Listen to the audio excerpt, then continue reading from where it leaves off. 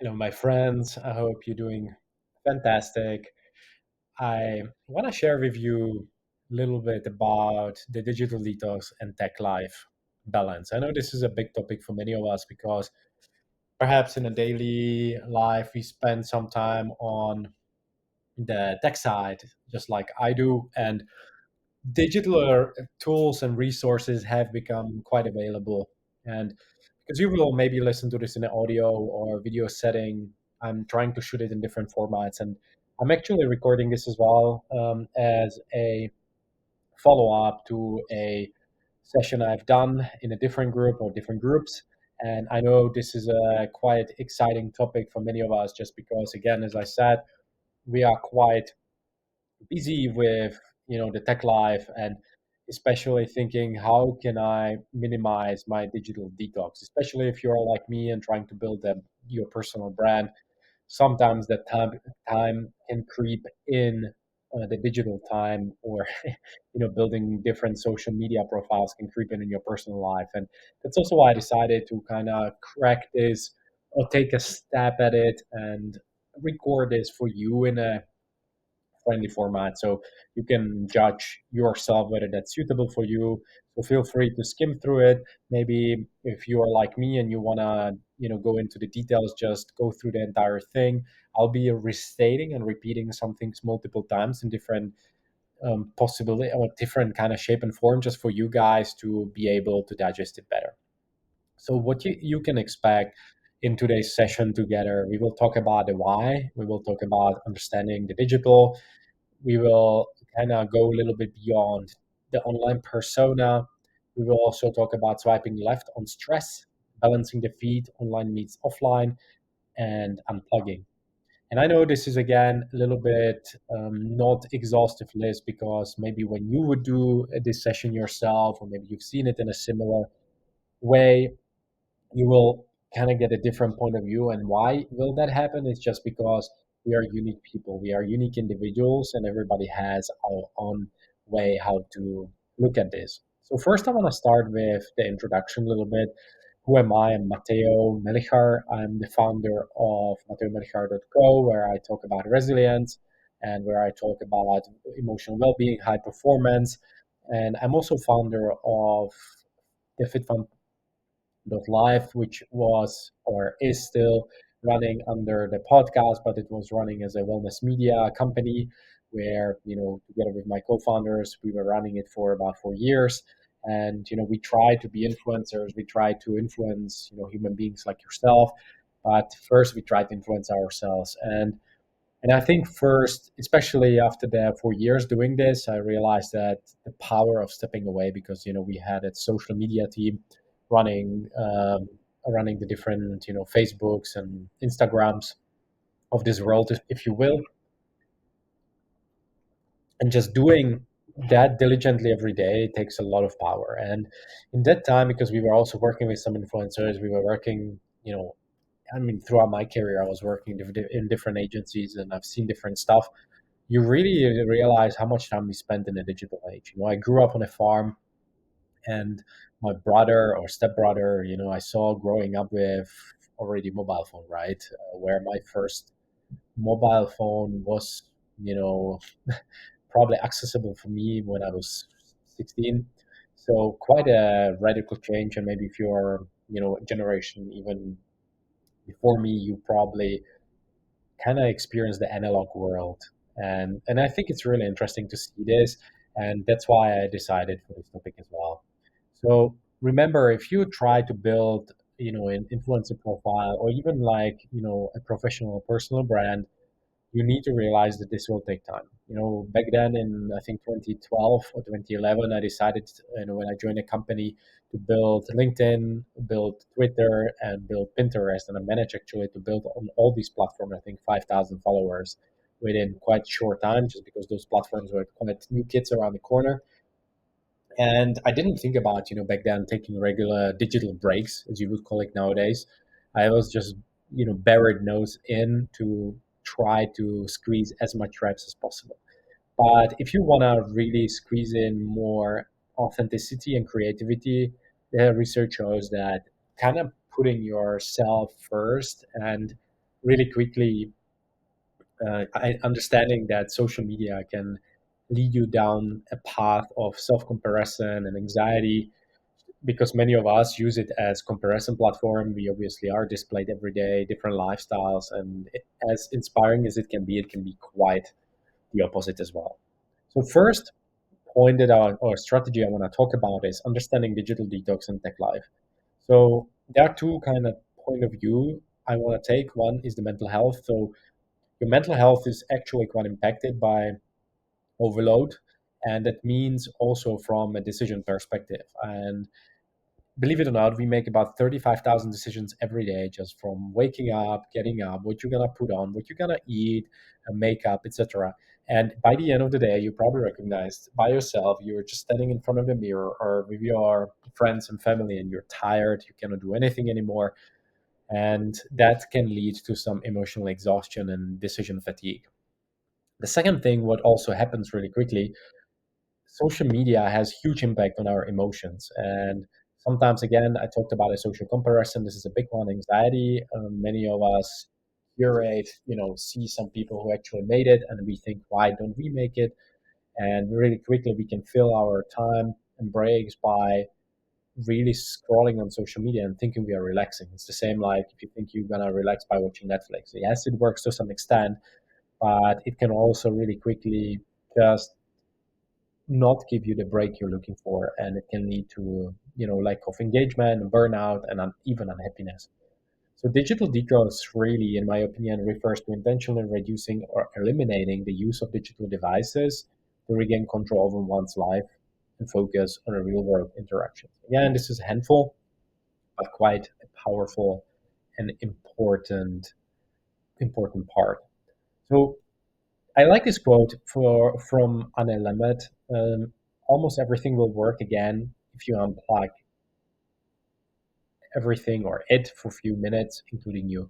And I like this in the evening. I love the time when I go to bed and I just leave my phone in different rooms and really focus on me and reading a book and knowing that I can let go. And I think sometimes we forget to do this disconnection in the end of the day, and we still kind of ruminate in our minds. And just like Anna says here, you need to learn to unplug it, learn to unplug yourself.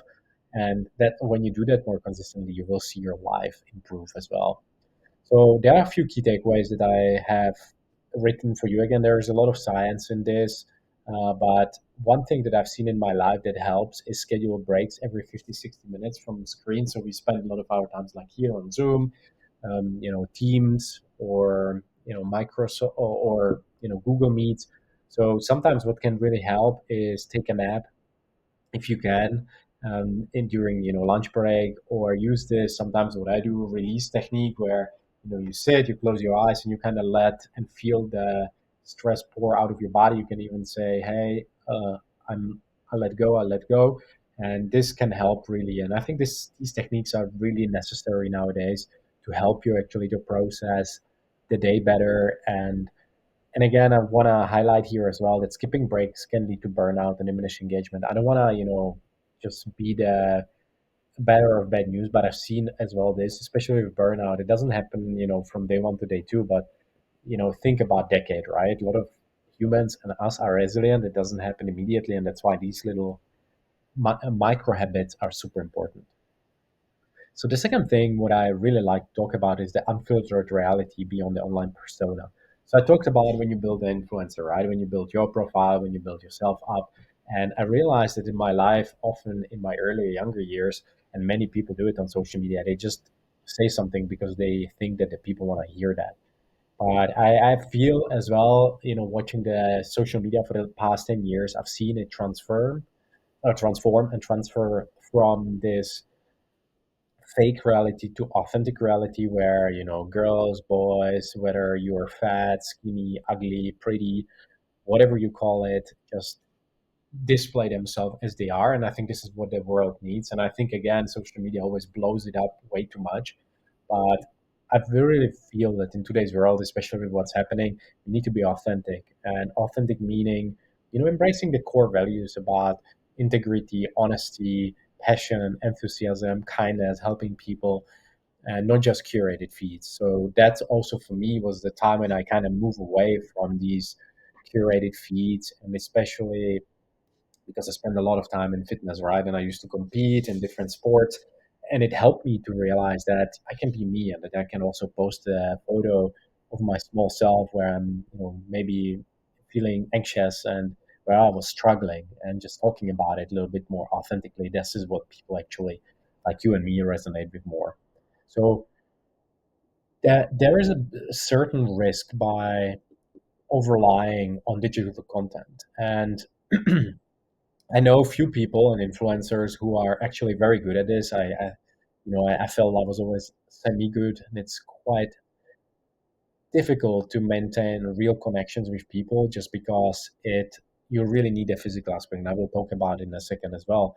But this is where I see the power. Like this week, I went to a networking event, and I see the true influence emerges when online content reflects genuine offline moments. And with offline moments, I mean your character.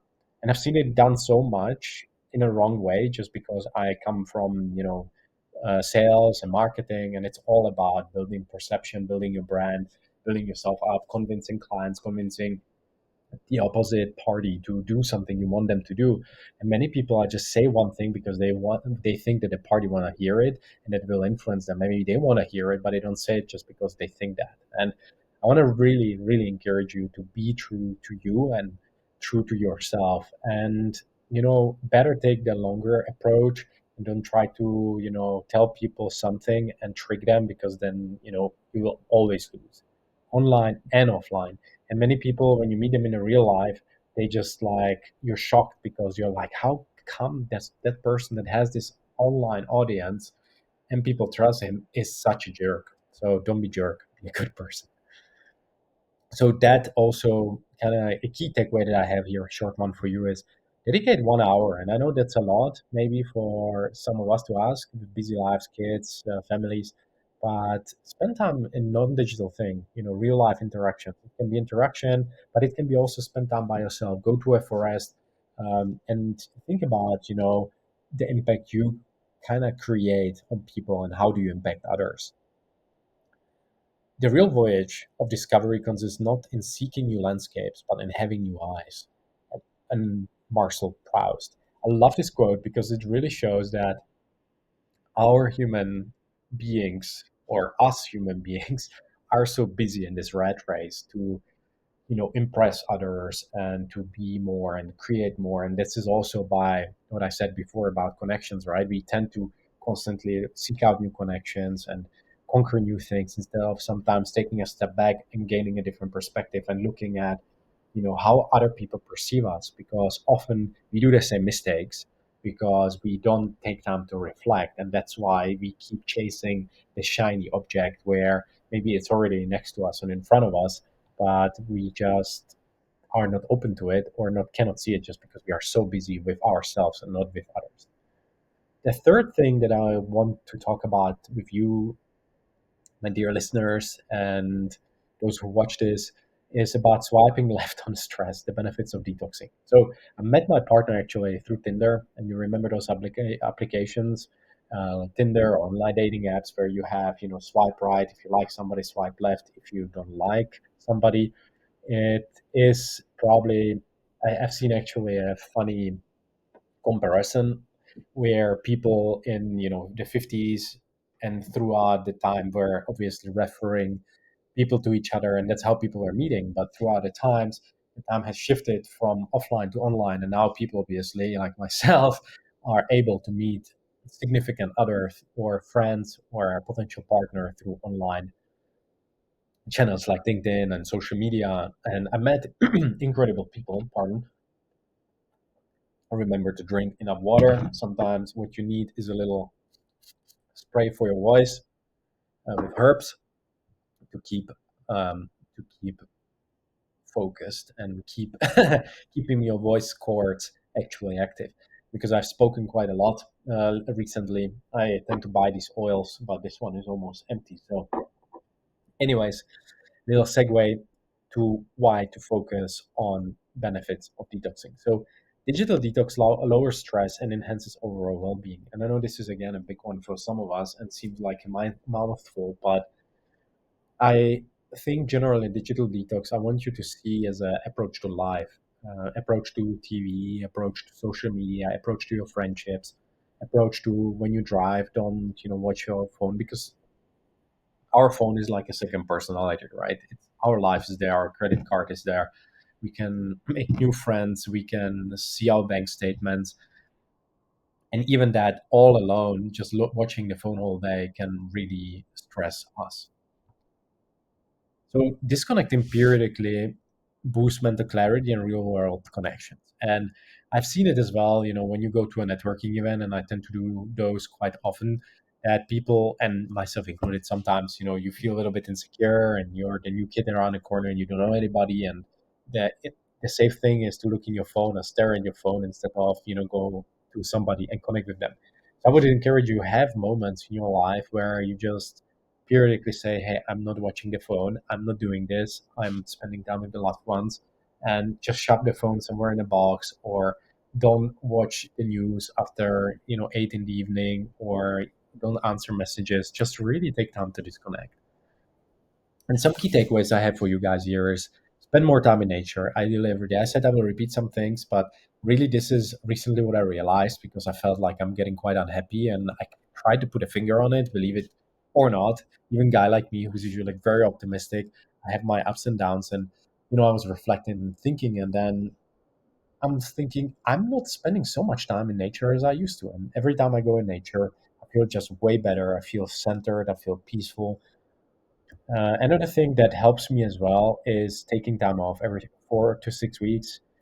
To this, I have to thank my partner because she's really diligent in this. And if I'm not, suggesting something, then she suggests, hey, let's go a week away or weekend away. Sometimes it's just a day, right? Go somewhere where you haven't been before, and it just switches your mind off, gives you the new perspective. You come back with new thunder and just want to really hit things. The third thing is continuous digital overload can escalate stress levels and impair sleep. This is a big one, and I feel we live in a society where many people underslept, and it's just because, myself included, sometimes I'm staring at my laptop until 10, 11 in the evening, and then my partner comes and says, hey, can you please stop this and let's disconnect, let's go to bed.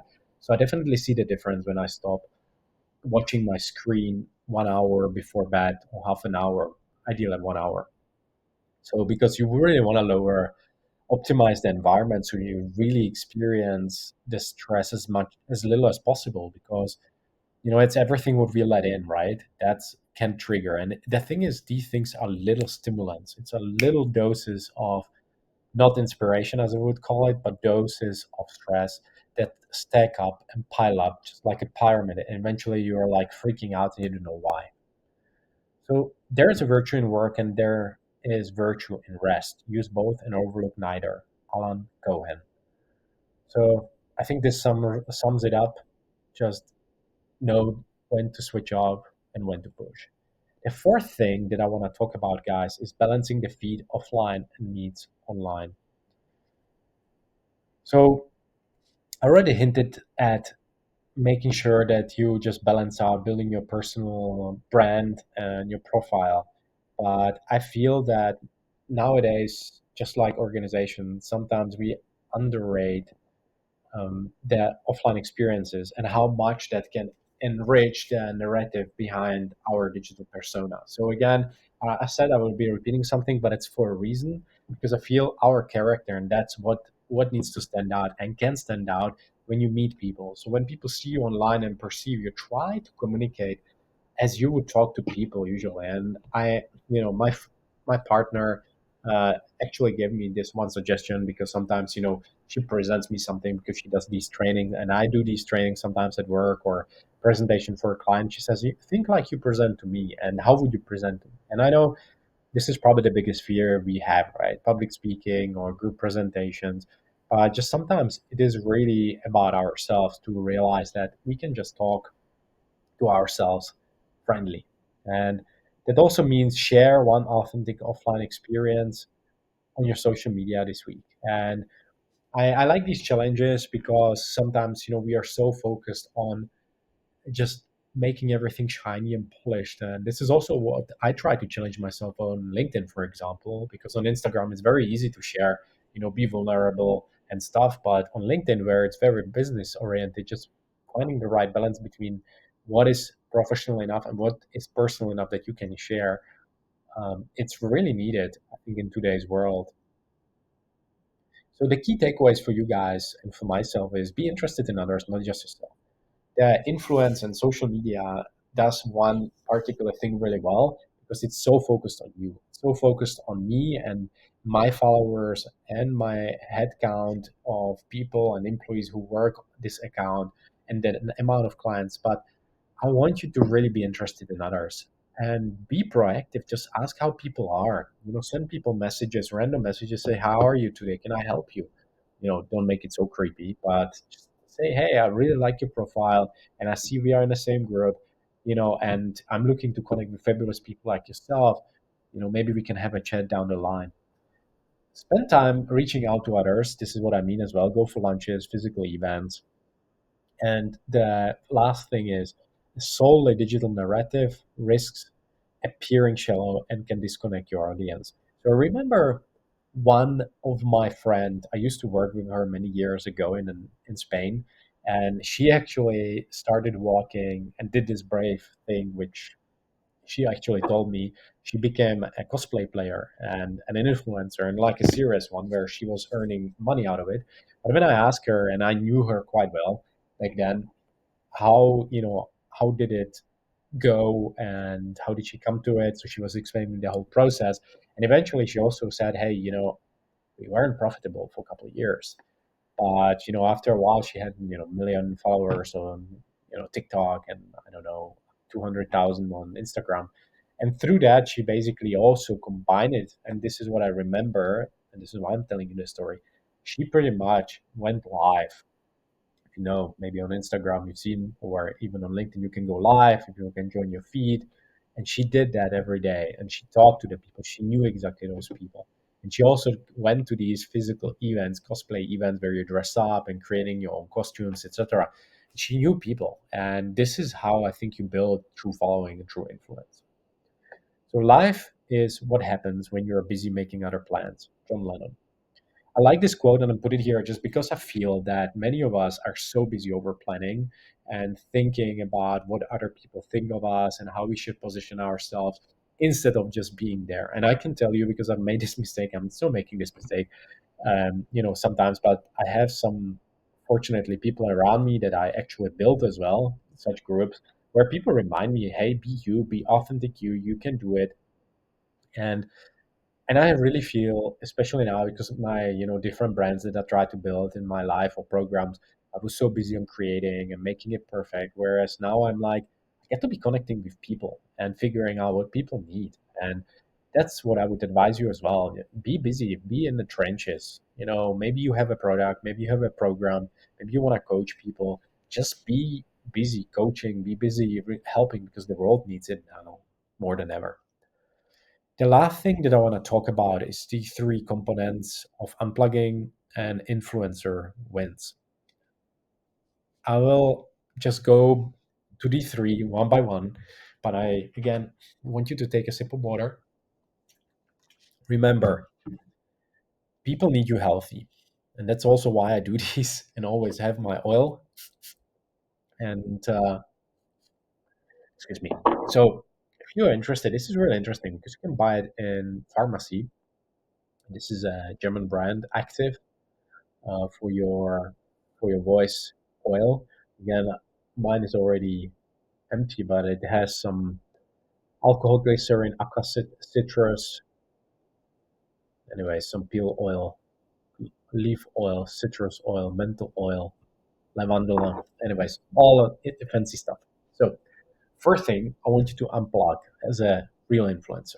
So here, for example, I can see myself as a really mini nano influencer, but I already hinted at, there are stories like my friend who, you know, probably disconnects at some point in time. But got to find your story. You got to find um, people who actually go dark maybe for a week, a month.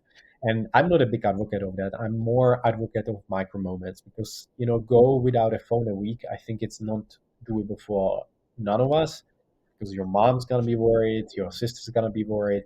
But those micro moments where you say, "Hey, during lunch, I don't touch my phone. In the morning before 9, I will not watch social media, and after 10 p.m., I'm not with my phone in the room." And I think there are countless examples as well where unplugging really boosts creativity and personal satisfaction. Especially when I talk about a comparison, right? Like especially when I travel and go somewhere on a pretty locations, and I try to document what I'm doing, but I also try to be very grateful and mindful where I am, and that's what I would encourage you as well. Again, study people like yourself who maybe don't have the challenge to spend time on social media. I also think this dark side of this is that I've experienced is that ignoring lessons like spending time on a social media creates addictions, create digital dependency, and diminishes innovation. You I've seen it with my partner. I've seen it with people that I know who wake up in the morning and they have to go on social media, and the dopamine hit that you get by scrolling, that you get by watching negative news, the brain just gets rewarded and addicted to it. So you don't want that. You wanna, make sure that you're fighting against the smartest world engineers who try to design it in a way to make it addictive.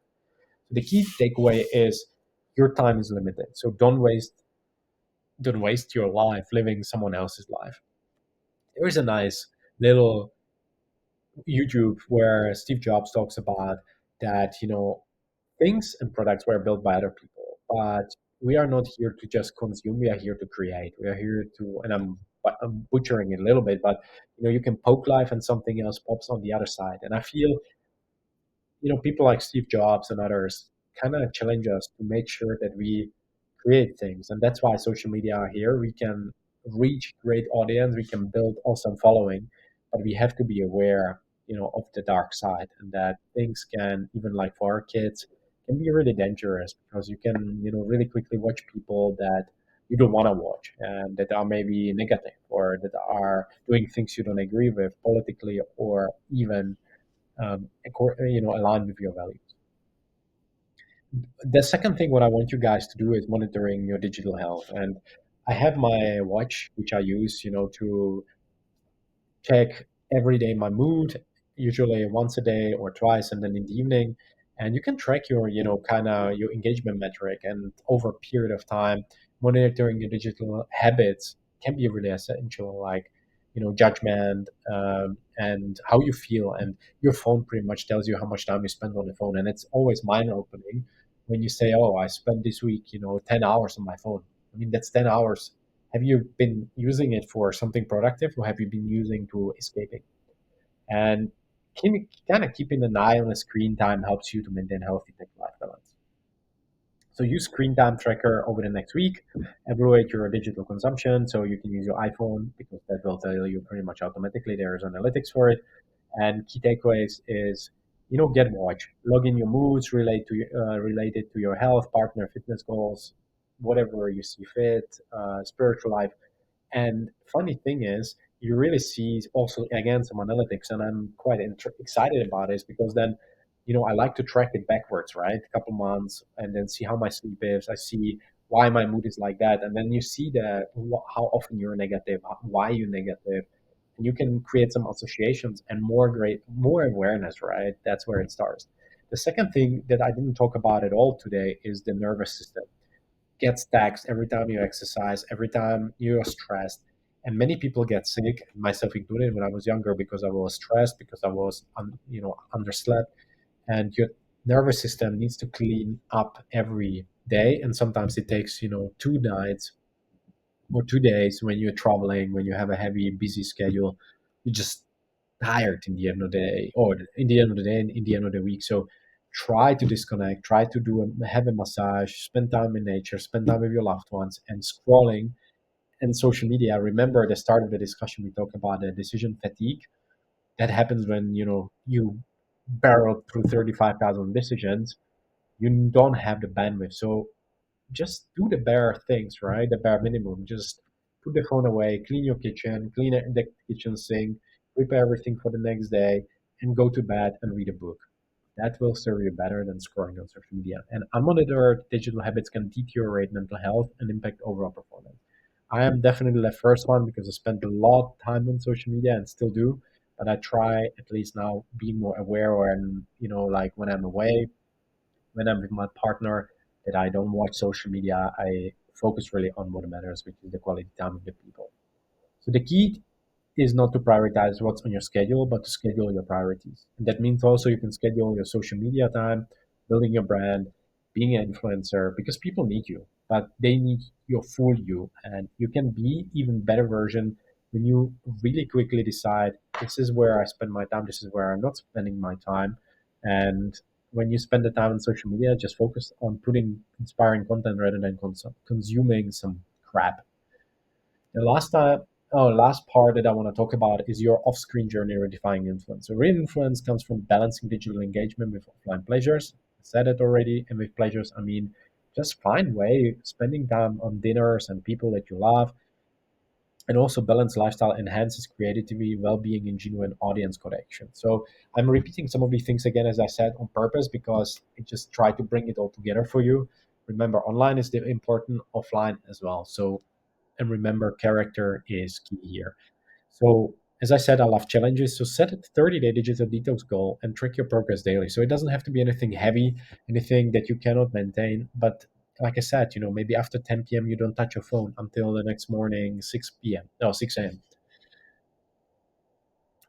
Some key takeaways that this part also shows us is being authentic means you have to reflect every day on your goals and the person you are and the person you want to become. This is really key because I see that this gets a little bit pushed aside a lot of times because people are so focused on their goals again and on I want to make sales that they don't realize that actually it's about human connection and service. The second thing is you want to focus on building a brand, building your character, and show kindness and help others. This is exactly kind of leading from the first point, and set deadlines. How much you spend on social media, spend time in some frame, in some window. Neglecting off-screen time can lead to long-term disengagement and loss of authentic influence. So sometimes the most productive thing you can do is relax. Mark Black.